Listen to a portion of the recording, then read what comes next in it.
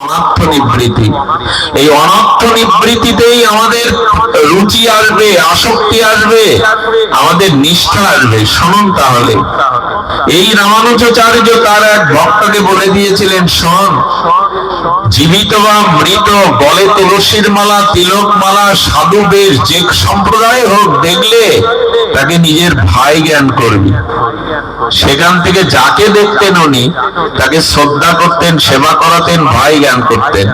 একদিন নদীর তীরে বটবৃক্ষের ছায়ে বসে হরিনাম জপ করছে, দেখছে একটা যুবকের লাশ ভেসে যাচ্ছে। কি ভেসে যাচ্ছে? লাশ। আরে তার গলায় তুলসীর মালা, তিলকটা ধুয়ে গেলে যারা প্রতিদিন তিলক নেয় দেখবেন একটা রেখা হয়ে যায় কপালে। তো এই রেখাটা তিলক দেখে, গলায় তুলসীর মালা দেখে ওকে ঝাঁপ দিয়ে গিয়ে কোলে তুলেছে। কোলে তুলে কি করেছে জানেন? পবিত্র জলে স্নান করিয়ে তিলক মালা দিয়ে শ্মশানে লোকজন ডেকে তার অন্ত্যেষ্টি ক্রিয়া করেছে। সবাই বলছে, কি হয় তোমার? ওই যে গুরুদেব বলেছেন সাধু মানে তোমার ভাই। উনি বললেন, আমার ভাই হয়। বলে, এতদিন তো দেখিনি। বলে, বাইরে ছিল, সে দেহ রেখেছে, তার কাজ আমি করব। উনি হবিষণ্ণ করতে লাগলেন। আর করে বৈষ্ণব শ্রাদ্ধ 11 দিন উনি 500 ব্রাহ্মণকে নিমন্ত্রণ করলেন এবং আনুষঙ্গিক অন্যদের নিমন্ত্রণ করলেন। ওইটা ছিল ব্রাহ্মণ পল্লী। খুব ধ্যান দিয়ে শুনুন, লীলাটি বিশ্রাম লীলা। তো যখন 500 ব্রাহ্মণের ওনার ভাই পরিচয় দিয়ে নিমন্ত্রণ করেছেন, এদিকে প্রসাদ রান্না হয়েছে, বৈষ্ণব শ্রাদ্ধাদি হয়েছে, 500 লোকের আয়োজন সম্পন্ন। এর মধ্যে কিছু কিছু মানুষ থাকে তো প্রচার করার। ব্রাহ্মণ পল্লীতে গিয়ে বলছেন, কার কার বৈষ্ণব শ্রাদ্ধে প্রসাদ পেতে যাচ্ছেন? আরে ও নদীতে ভেসে আসছিল একটা লাশ, ওর গলায় মালা দেখে ভাই পরিচয় দিয়েছে, ওর ভাই না। কিছু মানুষ তো থাকে। আরে ও কোন জাতি, কোন পরিচয় নেই, কোন বর্ণ নেই, ওর পোশাক পেতে যাবেন শ্রাদ্ধে, বৈষ্ণব শ্রাদ্ধে? ব্রাহ্মণগণ তো এমনি নিয়মে করা হন। ওনাকে ডেকে জানিয়ে দিলেন তার পরিচয় জানা নেই, সে কোন জাতির, সে কোন উপজাতির, বা কি তার পরিচয়, কি তার বর্ণ। তোমার এই মহোৎসবের প্রসাদ আমরা পাবো না। সুধীবৃন্দ, এদিকে রান্না, কীর্তন, পাঠ চলছে, কেউ আসবে না দুয়ারে। উনি গুরুদেবের চরণে গিয়ে পড়লেন, রামানুজাচার্যের গুরুদেবের চরণে পড়ে বললেন, প্রভু কৃপা করুন, আপনি আপনার আদেশেই আমি সাধুগুরু বৈষ্ণবকে ভাই মনে করে এই কর্ম করতে গিয়ে কেউ আমার গৃহে আসবে না। গুরুদেব মাথায় হাত দিয়ে চোখ বন্ধ করে কি বললেন জানেন? চোখ বন্ধ করে বলদেবকে স্মরণ করলেন, ভগবানকে। কি একটা উনি আদেশ পেয়ে বললেন, যা 500 না, তোর গৃহে 1000 বৈষ্ণব, 1000 ব্রাহ্মণ সেবা নিতে যাবে। যা। সমস্ত সদ্গুরু রামানুজাচার্য বলে দিলেন, যা। সুধীবৃন্দ, কি ঘটলো জানেন? আমি গল্প শোনাইনি। কি ঘটলো জানেন? বৈকুণ্ঠে স্বয়ং ভগবান, বৈকুণ্ঠের যে পার্শ্বদগণ ছিলেন, 4 ভুজা পার্শ্বদ, তাদের বললেন ব্রাহ্মণ বেশে গিয়ে ওর বাড়িতে সেবা নিয়ে এসো, বৈকুণ্ঠ হতে। ভাবা যায় বৈষ্ণব সেবার মহিমা, সাধু ভক্তির মহিমা। ওরা কি করেছে? আকাশ মার্গে থেকে এসে ওইভাবে 4 হাত দেখলে তো কেউ মেনে নেওয়া, ওরা বৈকুণ্ঠের পরিকর। জগতে নামার আগে সব 2 হাত আর ব্রাহ্মণ বেশ ধরে ওই ব্রাহ্মণ পল্লীর পাশ দিয়ে যাচ্ছেন। তাদের দেহে রঙ্গের জ্যোতি, চারিদিকে আলোক ছড়িয়ে গেছে, চারিদিকে স্নিগ্ধ গন্ধ ভেসে আসছে। তারা বৈকুণ্ঠের পরিকর, তাদেরও 4 ভুজা। এই দিব্য দেখে ব্রাহ্মণগণ বলছেন, আরে এরা কারা? এরকম রূপ, এরকম তেজ, এরা কারা? বলে, যারাই হোক, আমাদের অপমান করে অন্য জায়গা থেকে সে সেবা নেবে, আমরা ছেড়ে দেব? সবাই লাঠি বের করেছে যে সেবা আগে হোক, পরে এদের এখান থেকে পিটিয়ে আঘাত করে এদের বোঝাবো যে আমরা সেবা নিতে যাইনি, তারা কেন এসেছে।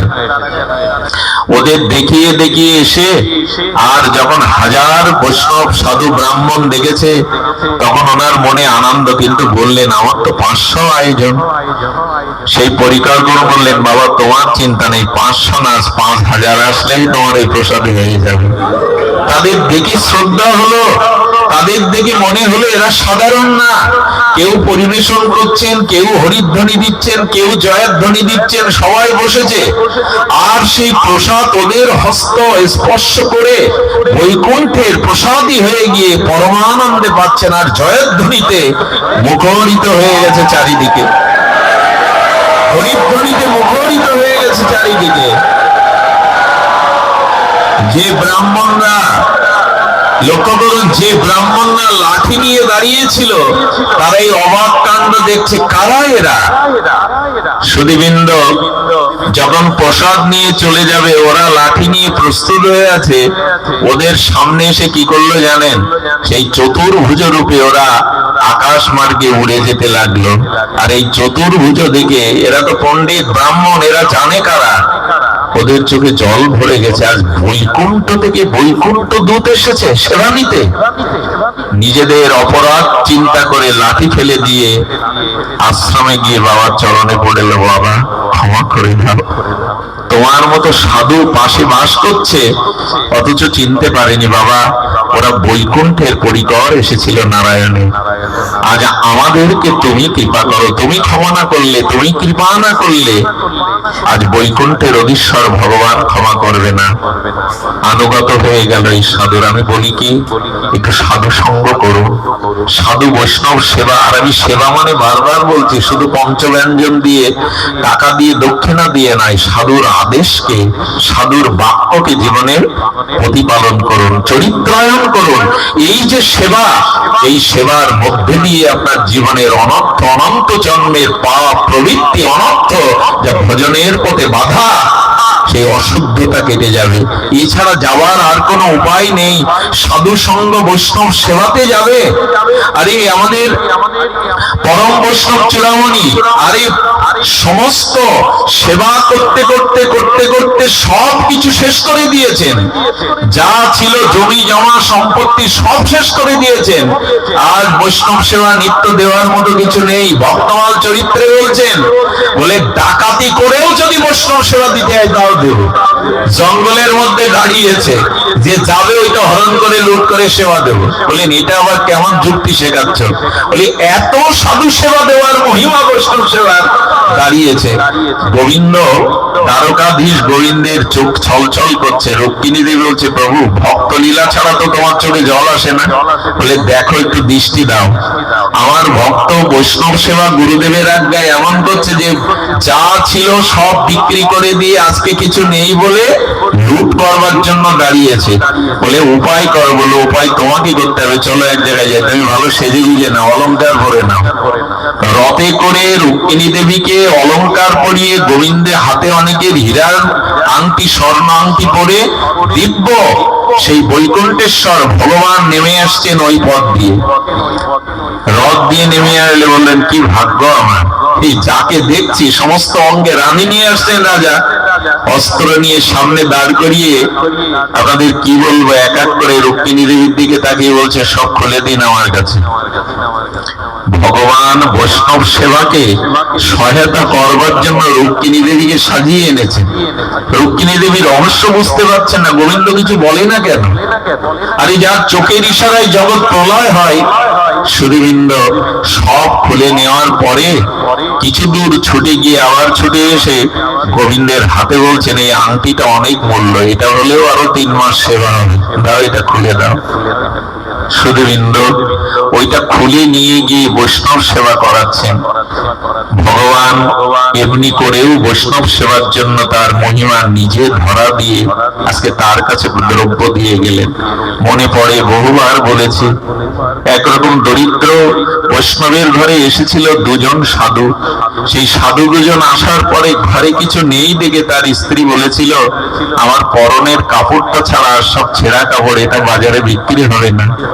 আমি ওই যে ধান রাখে আউড়ি বলে না, একটা কি দিয়ে এর মধ্যে আছে গোলার মতো ছোট আউড়ি বলে আমাদের দিকে, আমি এর মধ্যে আছে, আমার কাপড়টা খুলে বাজারে বিক্রি করে যা পাও একটু চাল আটা নিয়ে এসো। এগুলো গল্প ভাববেন না। স্বামী বাজারে বিক্রি করে 4 আনা পেয়েছিল সে সময়।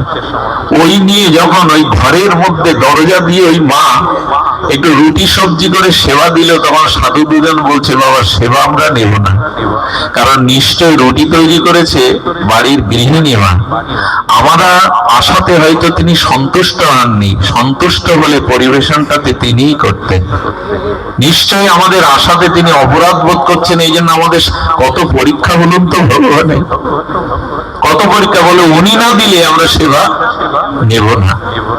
সাধু কাঁদতে কাঁদতে স্ত্রীর হাত ধরে বললেন কি করবে বলো, এত পরীক্ষা ভগবান ন্যায় করো, আরে তুমি না পরিবেশন করলে ওরা সেবা নেবে না। হ্যাঁ গোবিন্দ বলে জল ছেড়ে দিয়ে বললে তোমার যদি ইচ্ছা থাকে তুমি এই অবস্থায় যাবো, তোমার যদি ইচ্ছা থাকে। গোবিন্দ সেদিন দ্রৌপদীর মতো বস্ত্র অবতার হয়ে এই মা রঙ্গকে বেড়ি দিয়ে ঘিরে দিলেন, স্বয়ং ভগবান বস্ত্র অবতার হয়ে এসে মায়ের অঙ্গকে ঘিরে দিয়ে দিলেন, সেই মায়ের সেবা নিয়ে তারা ধন্য হলো। আমাদের ইতিহাসে কোথাও বলা আছে সুধীবৃন্দ, তাই যথাযথ বৈষ্ণব সেবা সাধু সঙ্গ করুন, এর দ্বারা আরো অনন্ত জন্মের আমাদের অনর্থ যেগুলি, আমাদের হৃদয়ে কামনা বাসনা যেগুলি, যা ভগবান পথের বাধা, এই অনর্থ নিবৃত্তি হয়ে গিয়ে আপনার জীবনে নিষ্ঠা আনবে, রুচি আনবে, আসক্তি আনবে, ভাব আনবে, ভক্তি আনবে, এরপরেই প্রেম। এই ভগবান পথের যাত্রায় 9টি মাইলস্টোন, আমরা 4টে পর্যন্ত এলাম।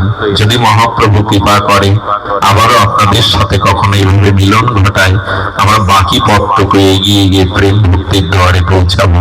আজ এইটুকুই। জয় শ্রী গুরু প্রেমানন্দে।